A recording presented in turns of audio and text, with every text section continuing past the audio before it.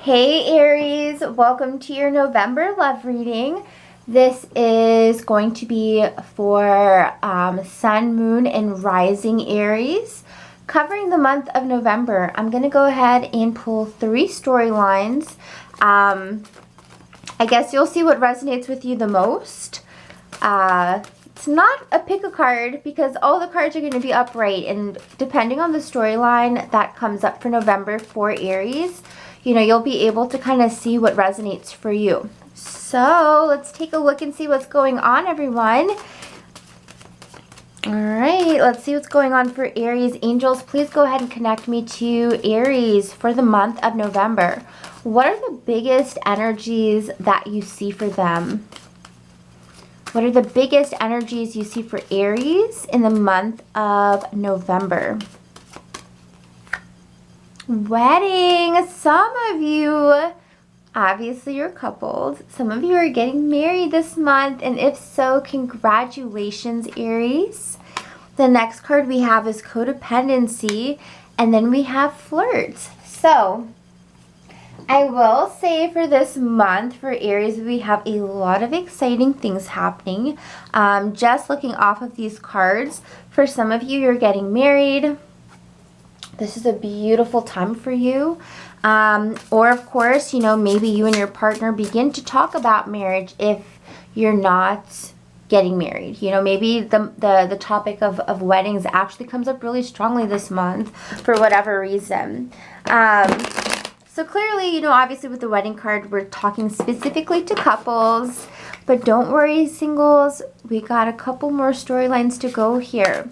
Now, sometimes when I see the wedding card as well, even if you are single, this could be that, this month you perhaps decide that, look, I am ready to date someone that I'm prepared to marry. So maybe you're like, look, I had my fun, and maybe now I'm kind of ready to just look for someone to marry. You're looking for like a long-term partner here.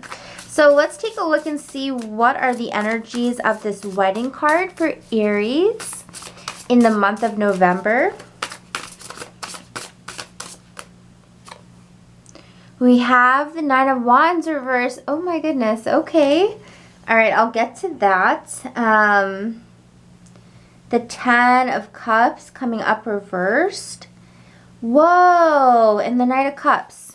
So while for some of you, you've got great energy, you're getting married this month, more than likely, and it's a good time. One thing I'm actually being drawn to right now, based on the clarifications, is that perhaps for some of you who might already be married or maybe thinking about getting married to someone, so maybe you're engaged to them, I am seeing a bit of frustration this month for a very select few of you, okay? As I look at this, I see Aries feeling like, look, I don't feel fulfilled by this connection. So it's possible that maybe you feel like you're stuck, or you feel like you're in a conundrum because you're like, I'm supposed to get married to this person. I'm engaged to them, but I don't feel the connection. I don't feel that forever vibe. I don't feel like I could see myself with them for the rest of my life, because the 10 of Cups coming up here reversed, this energy shows me when it's upright, it's like it's the happy home. It's like I can't wait to spend the rest of my life with you. But on the contrary here, with this coming up reverse, it's kind of like, holy crap, actually I don't think that you can provide what I need in the future. Some of you might be stepping backwards from an engagement. It's pretty shocking, honestly. It seems shocking, but I feel like whoever I'm talking to, and it literally might just be one person who needed this message, but whoever I'm talking to, it's going to be pretty shocking, I feel, this month when you reveal your true feelings, because the Knight of Cups coming up reversed tells me that at this moment, you're holding back on how you really feel about this situation. Your heart might not necessarily be in it for some of you. It might just be kind of a situation where you're just going with the flow. It seems like it's the next thing to do. You're trying to follow all the steps, But now you're kind of at a point where you're like, shit, I don't know if I am even emotionally invested in this person to be with them for a lifetime. And I feel that the reason this is coming up, it's really deep, because when we're looking at the Knight of Cups, we're looking at someone also who maybe you feel just emotionally isn't as mature as you want them to be. It's almost like you've been waiting for them to grow up, and you've been waiting, and you might have expected that by the time you set the date that they would be there. But I feel like you're like, no, they're not there yet. And now I don't know if I can see myself being with them forever. Because honestly, when it comes to this combination here, the Ten of Cups, and if you're a reader also, let me know how you feel about this down below, my opinion. When you are looking for your happily ever after, it's not going to be with the Knight. It's going to be with the King. Like, you're not going to live your happily ever after with a Knight. It's going to be a King. It's 100% going to be a King. Someone who is at your level. Someone who you feel is at you know, their best, right? At their best. Typically, we don't look and go, yeah, you know what, I'm cool with settling for this, you know, like, you usually aim high. So when I look at this energy, it's like, of course the Knight, especially, I mean, the Knight upright is a 50-50, but the Knight reversed, this is someone who is still growing, and when they're coming up reversed, their energy is more directed inwardly, so they're not really ready to be selfless, they're ready to be more selfish. And especially when we see the Knight of Cups coming up reversed with water, with emotions, this is someone who maybe you felt as though they may have a wandering eye. They could still, you might feel as though you never exactly feel like they're 100% in. You know, you might always feel like they have one foot out for some reason. So as I look at this energy, getting the Knight of Cups reversed with the Ten of Cups reversed, some of you, I'm not going to lie, y'all might be calling off a wedding this month. Whether it's, you know, if the wedding was for November, or if the wedding was for like May or whatever. Some of you might actually be calling off a wedding, okay? I'm just going to say you're going to be following your intuition. And as you look at your partner, you might feel like, nah, I actually don't know if I can commit to this energy forever. So, pretty interesting, guys. November is going to be very telling for some of my Aries, because I don't see you all, you know, I don't see a stagnant month. I see a very, especially coming off of a Mercury retrograde, where you've been thinking a lot, you know, because as we know, Mercury is the planet that rules thoughts, ideas, you know, your mind, you know, it is the mental game. And so this tells me that a lot of Aries have used this Mercury retrograde to really revise, relook at situations, and kind of fine-tune what they want for their future. So for some people who are with Aries, good luck, because if you haven't been bringing your A game, you might be out. I'm just gonna say that, okay? So let's take a look at this codependency energy for Aries.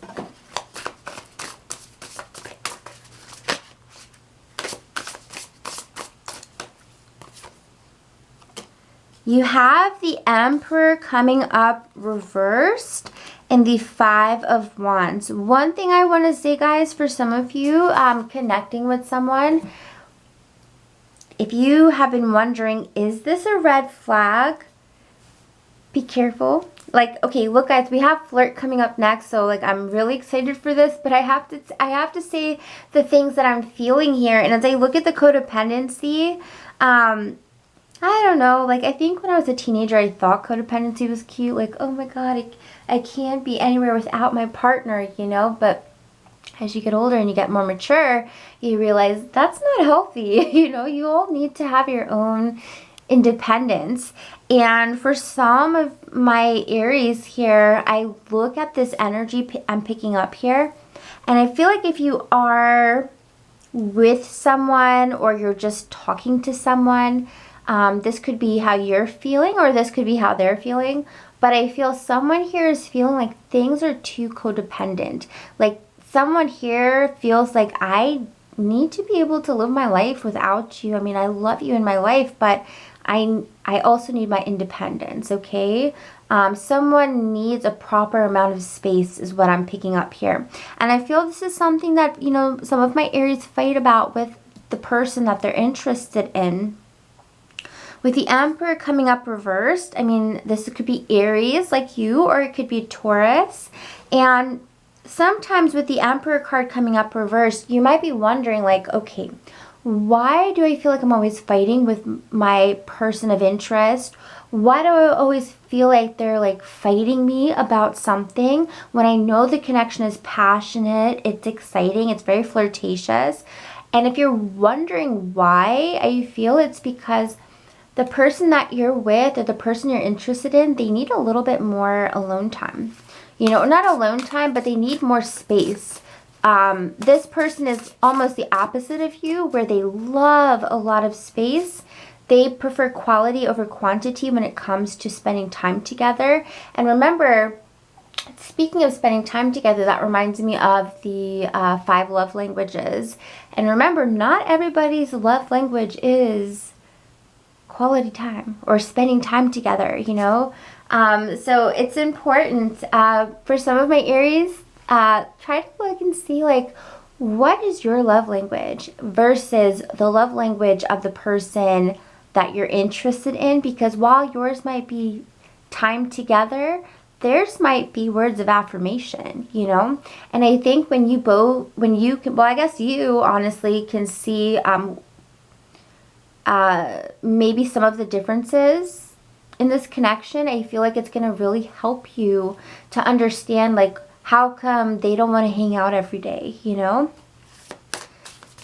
The both of you, I just feel like with Aries, I'm seeing like, and again, it could be like they want to hang out every day and you might be like, dude, you are way codependent, or like you want to hang out way too much with me, or you need to call me way too much. But there's just a difference of expression here when it comes to you and this person. I feel definitely that the connection between the both of you is good. It's genuine, it's passionate, it's real. But I also feel like there's a little bit more to that, and I feel like the ways of expression might be very different. So let's take a look and see, how does this person feel about you, Aries?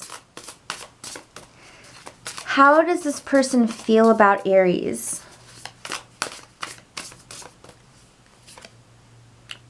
Okay, this is so important because we have the Strength card here.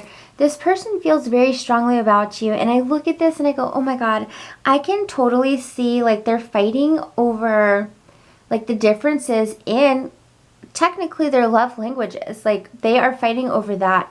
You know, maybe one person thinking like, oh my God, they don't like me as much as I like them, or this or that or whatever. But the truth is both of you like each other really strongly, but you just have different ways of expressing yourself, honestly. So if you've been wondering like how they feel about you, they feel very strongly. We have the Strength card here. For some of you, it could be a Virgo. For some of you, it could be a Leo, Sun, Moon, or Rising. But as I look at this, they feel like the both of you have a formidable relationship. They feel like they don't have to call you every day, or they don't have to see you every day to know and feel that this relationship is strong. So again, we're seeing two people here kind of coming in from different perspectives, but literally both feeling the same way about each other. That's the funny part. So yeah. Last but not least, we're going to take a look at the Flirtatious card here for Aries. Extend your lighthearted energy to others. Let's see what this is about. I kind of feel like for some of you, this is a totally new connection that might pop up pretty unexpectedly. The moon. Ooh, okay. Could be with a Cancer. The Ace of Cups. You know what this energy is? And we have Queen of Pentacles here. So Virgo, Capricorn, Taurus, and possibly Libra. What's interesting about this energy is that whoever this person is, who might be coming in, who's new to you, it's like you get a brush of them, but nothing necessarily blossoms this month until the very end, or until December. So it's kind of that like thing, like if maybe you're hanging out with a friend group or something, and you meet one of their friends for the first time, you think they're cute, but you don't really like carry on a conversation. All right, cool. Then a month later, the group hangs out again, that person's there again, and now things start to deepen. So it's interesting because I see some of you meeting somebody, but nothing deepens until a month later, okay? So it'll be interesting who you meet this month, guys. I mean, it could obviously be someone who's online, and then nothing deepens until next month. But it's a slow burn type of connection for sure. Again, we could be dealing with Cancer. We could be dealing with a Virgo, Capricorn, or Taurus. Libra energy. But I will say the first energy of this new connection that's coming in for some of my Aries is that it's very lighthearted. It's very fun. It's very flirtatious.